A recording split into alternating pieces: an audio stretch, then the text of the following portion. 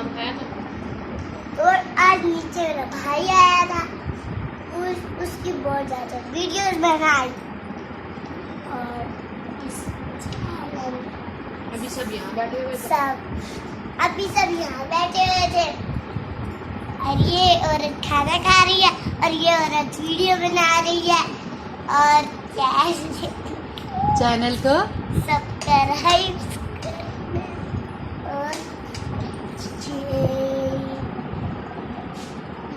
अभी आप क्या खाना चाहोगी?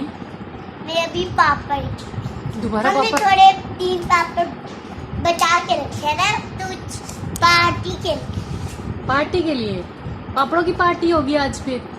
हाँ, आपका पिज्जा भी पड़ा हुआ है। अच्छा हाँ, मैं नहीं खाऊंगी। आप नहीं खाओगी? फिर मैं खा लूँ। नहीं खा, और आप चावल भी नहीं खाओगी? नहीं कुछ नहीं, बस पापड़ की। बस पापड़ और पानी? पापड़ बस।